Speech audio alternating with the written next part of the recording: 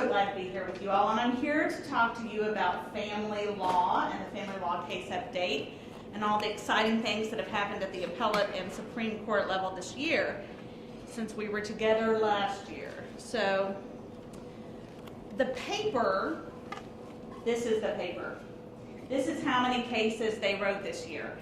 So the paper is electronically available to you, and if you have it pulled up, I will tell you what pages I'm going to talk about, but obviously you can't talk about all the cases because the paper's that thick.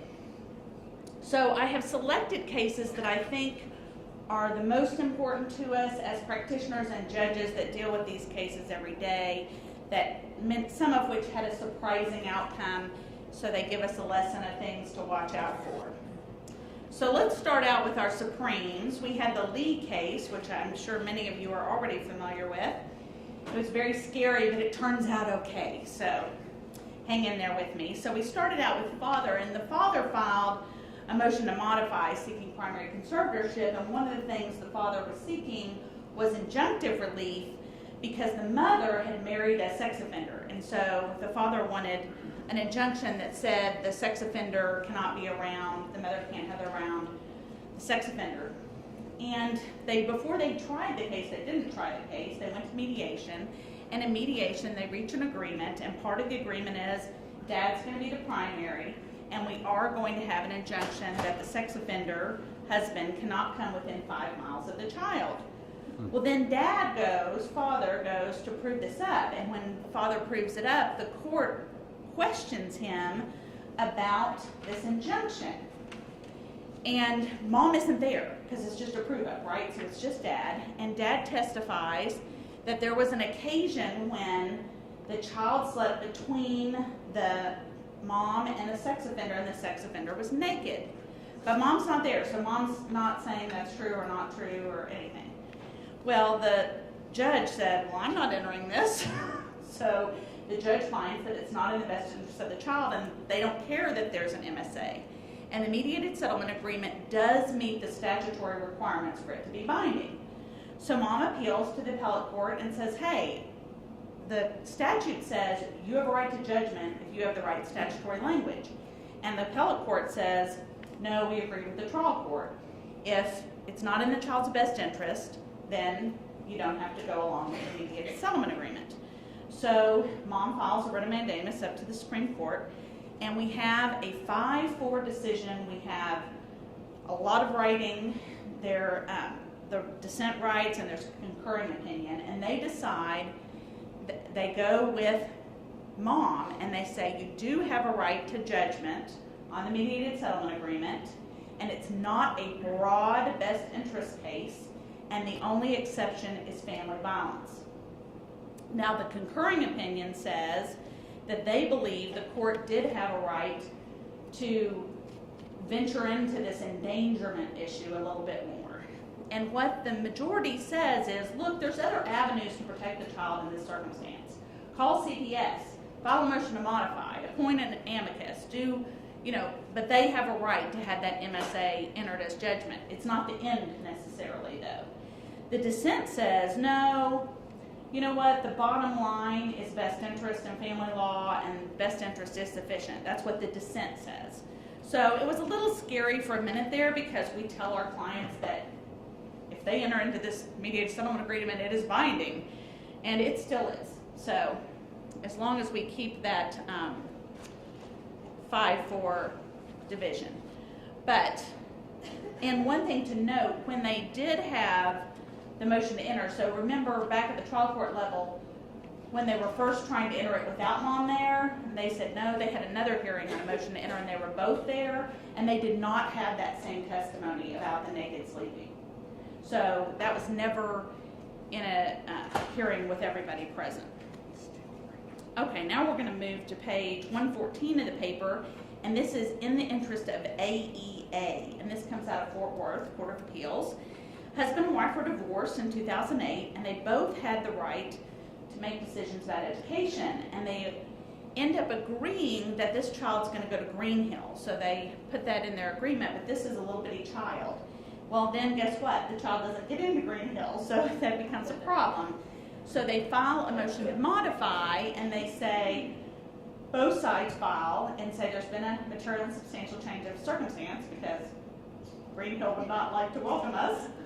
And so we need to have both of them want the exclusive right to make educational decisions.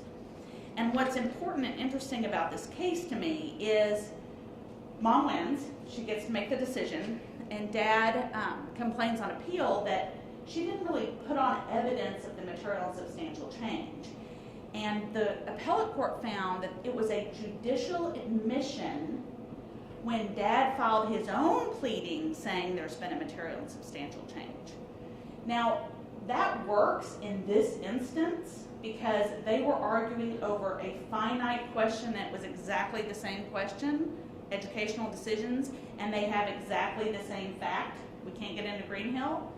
But what is scary about this case is I think it could end up being used more broadly when maybe your change of circumstances are different and one side makes sense and the other don't. And you should still, in my mind, be able to argue they haven't made their proof on material and substantial change. So I just alert you to that. But if you're the one who needs to say, we have it, and that they're trying to say we don't, but they've also pled for it maybe in a different context, use the case. Okay, we are now going to go to page 100, and this is In Re TG. And this case comes out of Dallas. It's out of the 254th at the trial level, and then the Dallas Appellate Court. I always like those cases since they're our people. And I can't tell if this was before or after Judge Martin, but I suspect it was before Judge Martin in case you practice in Dallas. And what's interesting about this and kind of alarming is during the case, the parties agree on a temporary basis that there's going to be no child support. So they have 50-50 schedule, we agree, no child support on a temporary basis, we agree.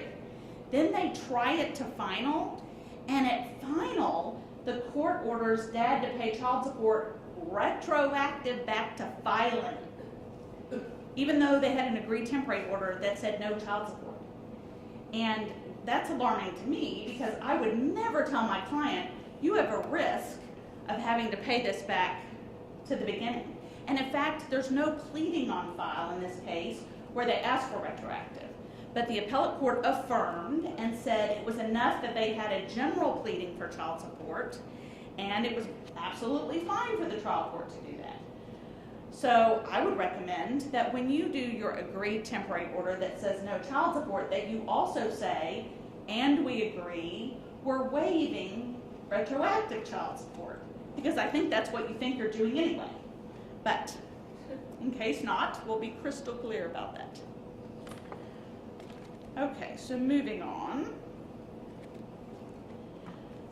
Page 28. So this is Hill versus Hill, and this is the Texas Appellate Court, Fort Worth. So this is interesting when you have experts and property issues about somebody's practice. So this is somebody that shortly, they're getting divorced. Shortly after they were married, one of the husband becomes a principal at KPMG. And the big issue in the case is the value of that partnership interest. And so they have dueling experts, right? And they're talking about commercial goodwill and personal goodwill and all those things. And they're looking at the partnership agreement. And I would just love to be the judge on this. One of the experts says the partnership interest, community interest, is $2.4 million. And the other expert says the community interest is $14,000. So somewhere between $14,000 and $2.4, the answer must be. But they talk a lot, and they ultimately, the trial court finds it's worth $14,000. So clearly the trial court believed one expert over the other, and the appellate court affirmed. But they talk about in the case what kind of made a good expert and not a good expert.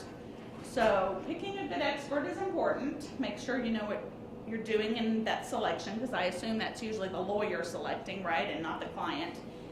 And they do talk some about, is the partnership agreement itself controlling or relevant? Because of course they always have partnership agreements that say, we don't want anything to do with your spouse, right, if you divorce. And they did find, the appellate court said it's not controlling, but it's certainly relevant. And the argument was, one of the arguments was, that they had capital accounts, but they also had loans, theoretically loans against their capital accounts for their buy-in. And the criticism of the wife's expert at $2.4 million was the wife's expert did not consider some of the discounts that we would normally consider, like lack of control, lack of marketability, no consideration of that at all. And it also seemed like the wife's expert was not clear on or explaining fully to the court their read on the commercial goodwill versus the personal goodwill. So that stuff is complicated, obviously, and that's why we're hiring experts. But make sure you're hiring an expert that knows what they're doing, and there are certifications for this type of work. So rely on that or ask around for, a good referral of somebody who knows what they're doing. Don't hire, your client's brother or whatever. That doesn't usually work out well. Okay, now we're going to go to page 32, and this is a Justice Ann McClure opinion. She's a fan favorite. I think she's great, and she's out of El Paso, of course, and this is the Riviera versus Hernandez case. And this is interesting. This is kind of a gotcha. It could have been a really bad gotcha for the lawyer, but Justice McClure helps us out. So the husband filed for divorce in 2009, and in his pleadings he says that he has separate property, and it's just that general language. I asked the court to confirm my separate property. It doesn't spell out what the separate property is or anything like that. And then the wife files a counter petition, and she asks for a disproportionate share of the estate.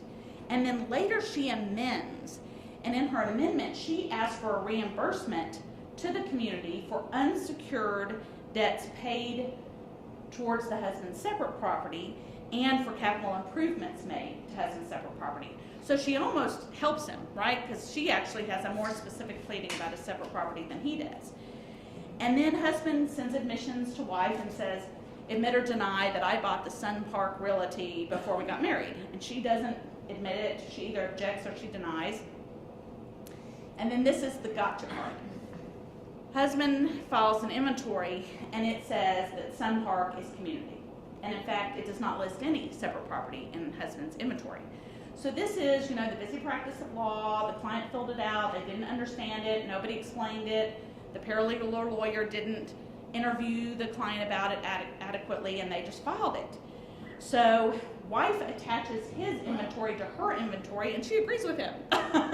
Sun Park is community, and there is no separate. So at trial, however, husband does offer evidence proving up that he owned this property before marriage.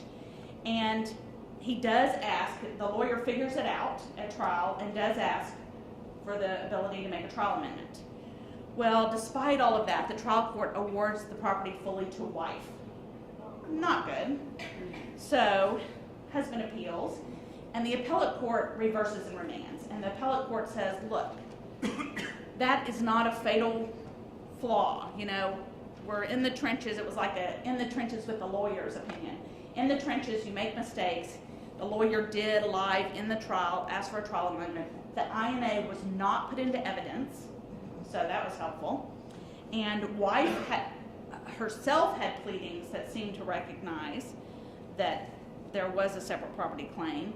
He had sent discovery trying to prove up the separate property claim. He had put evidence on that he had a separate property claim. There was no one asked the court to take judicial notice of the INA, but people did ask the court to take judicial notice of the pleadings, and both hers and his have some reference to this separate property. So the Court of Appeals reversed remand, said you can't give someone separate property away. Woo! So be aware of that. And I think the lesson there is, as trial lawyers, everybody's human. We're going to make mistakes, but on the fly, when you're in court, always ask for leave to make an oral amendment to whatever your mess up is. And courts are understanding, and I found that they often will let you do that. Okay, this is for the judges. This is my case for the judges. This is out of San Antonio. This is MJM, and I'm on page 48 if you're following along. So this judge really didn't like this guy. So this guy filed suit to modify. So he's filing suit to modify. He wants to be the primary parent, but then he won't participate in the case. So he won't show up for his deposition, he won't answer discovery, he won't do anything. So then he shows up for his trial because he still wants to be the primary parent. And the judge was like, no. So the trial court totaled death penalty sanctions. All of husband's pleadings are stricken. Husband is prohibited from calling any witnesses, including himself. Husband is prohibited from introducing any documents into evidence. All of husband's causes of actions are dismissed with prejudice. Husband's petition to modify is denied in full, and he's ordered to pay fees. Really mad. Husband appealed. And husband said two things. One, they argued maybe that was a little overkill, so to speak. And also he argued that this judge obviously hates me, and so I want to get rid of the judge. Well, the appellate court agreed with husband on the first issue and said before assessing death penalty sanctions, the court must consider the availability of less stringent sanctions and whether lesser sanctions will fully promote compliance, deference, and discourage future abuse. And then they kind of give the trial courts a little hint. To show that the trial court considered less stringent sanctions, the record should contain some explanation of the appropriateness of the sanctions imposed. The record fails to show the trial court either tested or considered less stringent sanctions before imposing death penalty sanctions. So judges, just make your record a little bit better as you're doing that. And then on the second point, which is he's saying, I don't want to go back to this judge, right? Clearly the judge hates me. And I guess the judge had said a few things on the record that weren't nice. So the appellate court says, too bad. The appellate court says, look, judicial remarks made during the course of a hearing that are critical or disapproving of, or even hostile to counsel, the parties, or their cases ordinarily do not support a bias or partiality challenge. Further expressions of impatience, dissatisfaction, annoyance, or even anger do not establish bias or partiality. And this is the funniest part to me. This is what they say.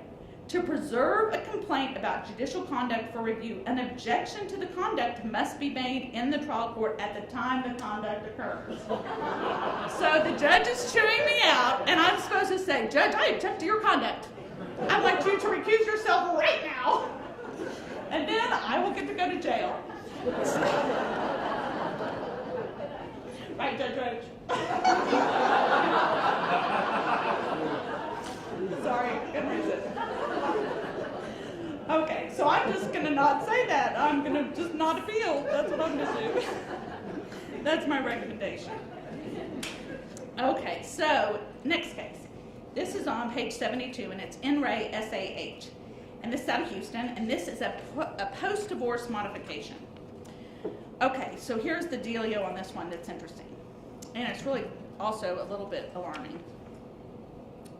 So we're not married anymore. This is a modification. And on temporary orders, the judge does not like this woman. She's running around with, the testimony is she's running around with all these men. So it's men of the month or week club, right? Having this kid around all these women. So on a temporary basis, the judge says, you are enjoined from having any romantic interest around this kid. Okay, so they're not married, but it's temporary, right? Well then, after trial, the judge makes that a permanent injunction. Not just overnight, ever. For 5 minutes at the mall, you are not going to have this child around a romantic interest that you're not related to. So I guess you get married and then you introduce your child to your husband. I think that's what the judge was saying. And they appealed, and the appellate court affirmed. So, if you had that case, I would always tell my clients, look, you're not married anymore, too bad. We're not going to run their lives. There is a constitution. Apparently not. So, the appellate court said, as to wife's challenge of the morality injunction, the Court of Appeals found the evidence sufficient to establish that wife was involved in serial relationships that were not in the child's best interest, and the injunction prohibiting the contact, all contact versus only overnight contact, was not overly broad. Wife asserted that the morality clause violated her constitutional rights of freedom of association and guarantee of liberty. But the Court of Appeals found these arguments were not adequately developed or briefed, and therefore waived.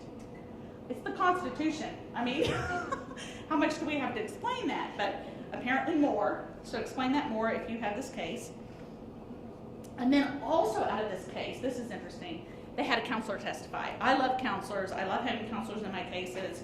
These people need all the help they can get. So this counselor is testifying, and she testifies beyond what her rules that monitor the counselor would allow, right? They're always walking that line, aren't they? They're trying to tell the court something helpful without making that ultimate determination. Well, this counselor just forgot about the line and just went on over and clearly stated what they thought should happen. So on appeal, the wife is saying, look, that shouldn't have been allowed because she's violating Texas rules under administration code that guide these counselors. And the Court of Appeal said, we don't care about that. That's her problem. We care about the rules of evidence. So under the rules of evidence, if it was proper to come in, which it was, great. We apparently really liked it because she's never having a romance again. And that was that. So be aware of that. If you can get the counselor to breach their own, get in trouble, it could help you until you want to use that counselor again. Okay, next case is page 102. And this is In Ray Potts, and it's out of Houston. Oh, and this is fun. This is a case, I don't even know if I can say it, but about a vexatious litigant. And I'm sure there's judges who have had a vexatious litigant that they do not like. I'm sure we've all had cases against a vexatious litigant. Maybe we've represented one. Well, in this case, they were so vexatious that they were required to have permission of a local administrative judge before this woman could file anything. And so she'd have to go ask special permission. And so she asked special permission to file a contempt. And they said, okay, well, we think that's okay. It was a contempt for child support. She's trying to get her child support. I'm sure it was really bad, though, to get to this point. So I'm not disagreeing with that. But anyway, they said, yes, you can do it, but you have to post a bond. So she had to post a bond of $500, and they said they might consider waiving the bond if she sought the assistance of the Attorney General. So if you leave us alone and go to the Attorney General, we'll give you your bond back. And she appealed and said, look, I should not have to post a bond to get my child support. I should not be forced to go to the Attorney General to do that. And the appellate court agreed with the trial court and said, yep, you can make her do this.